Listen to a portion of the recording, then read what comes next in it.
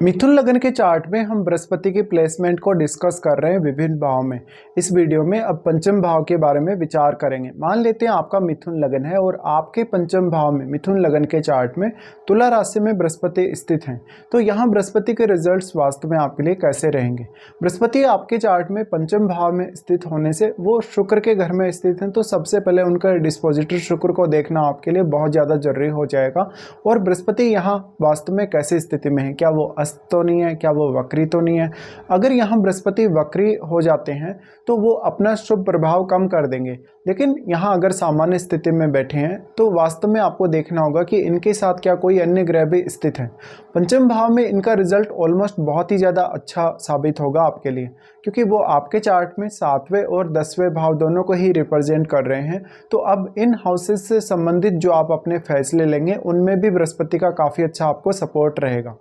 आपकी संतान आपके लिए लकी होने के चांसेस सबसे ज़्यादा हैं।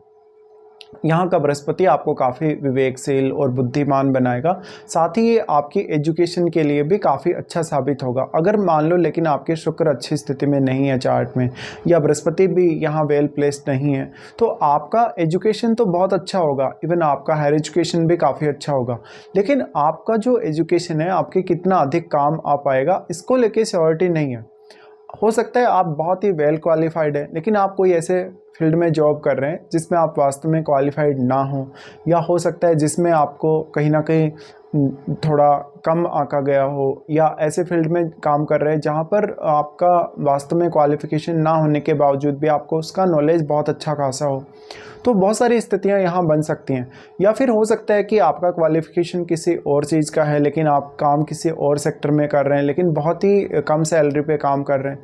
तो थोड़ा सा डिससेटिस्फेक्शन अपने एजुकेशन और अपने कैरियर को जब आप कंपेयर करेंगे तो आपको होगा।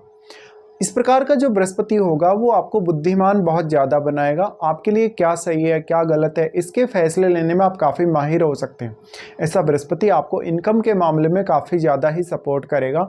तो अब वो सप्तमेश होके यहाँ आ रहे हैं, तो ऐसे जातकों के लिए शेयर मार्केट वगैरह करना, या मान लो लॉटरी सट्टा वगैरह ऐसे कार्यों की तरफ तो ऐसा बृहस्पति नहीं लेकर जाता। लेकिन आप जहाँ भी लॉजिकली अपना पैसा इन्वेस्ट कर सकते हो, जहाँ पर आपको लगता है कि आपका जो इन्वेस्टमेंट किया हुआ है वो वास्तव में राइज करेगा या उसमें वृद्धि होगी, या कहीं ना कहीं आपको उस इन्वेस्टमेंट से गेन होगा, ऐसे मामलों में बृहस्पति का बेहद अच्छा सपोर्ट। अब क्योंकि 7वां भाव आपके लिए बिजनेस भी है, और जब भी आप मार्केट वगैरह में इन्वेस्ट करते हैं तो वो भी आपके लिए एक तरह से बिजनेस ही है, क्योंकि वहाँ भी आप जो हिस्सेदारी खरीद रहे हैं वो किसी ना किसी बिजनेस में ही खरीद रहे हैं।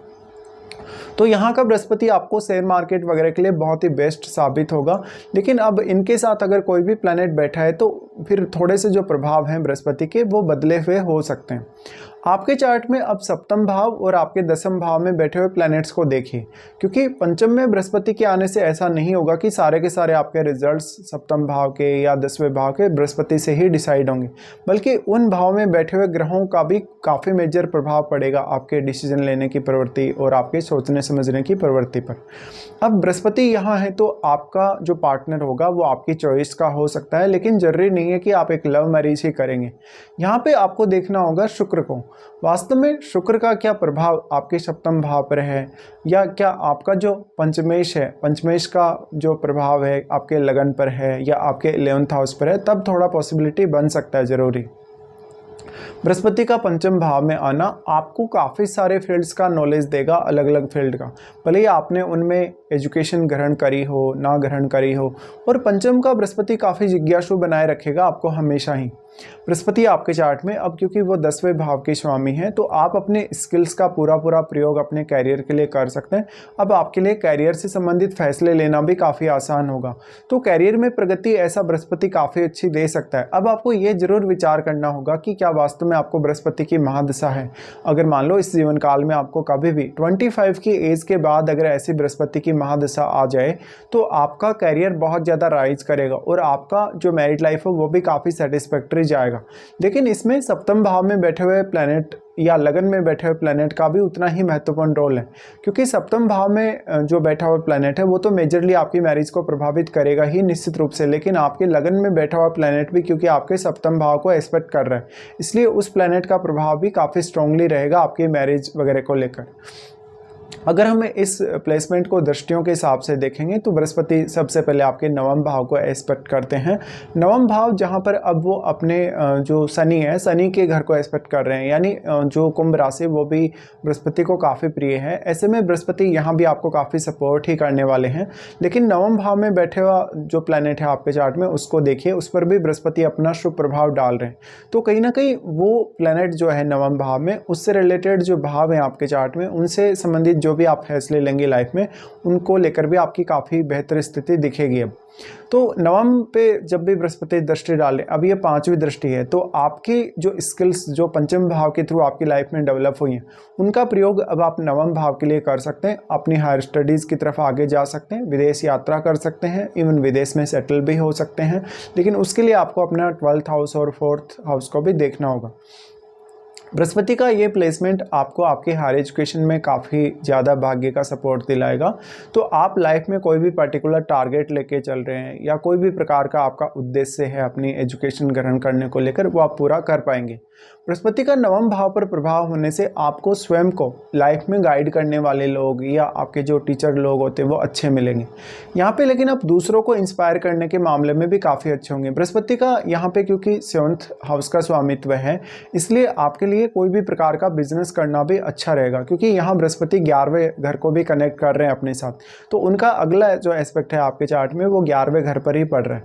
अब 11वें घर को एस्पेक्ट करें, और अगर वो सप्तमेश हैं, अगर वो 10th लॉर्ड हैं, तो कैरियर के लिए तो बृहस्पति बेस्ट साबित होंगे ही। आप कोई भी प्रकार का बिजनेस भी करें तो बिजनेस में भी आप काफ़ी राइज कर सकते हैं, और बिजनेस की वजह से आप काफ़ी नेम फेम पा सकते हैं। अब 11वें घर पर बृहस्पति की दृष्टि ये बहुत ही ज़्यादा फेवरेबल है। तो यहाँ आपके लिए इनकम के मामले में बृहस्पति का जो रिजल्ट है काफ़ी अच्छा रहेगा। अगर मान लो आपके 11th हाउस में बृहस्पति का ही कोई मित्र ग्रह स्थित हो, जैसे सूर्य स्थित हो या मंगल स्थित हो, तो बृहस्पति और भी ज़्यादा आपको फेवर यहाँ कर सकते हैं। ऐसा बृहस्पति है तो लोग हमेशा आपसे कोई ना कोई गाइडेंस, कोई ना कोई सलाह लेते हुए नजर आएंगे। ज़्यादातर आपके नेटवर्क में जो लोग होंगे वो आपसे सलाह मांगेंगे, भले ही वो कितने भी पढ़े लिखे हैं, कितने भी विद्वान लोग हैं, लेकिन आपको वो हमेशा प्रायोरिटी देंगे सलाह लेने के मामले में, और आपको पर्याप्त रूप से रेस्पेक्ट भी देंगे।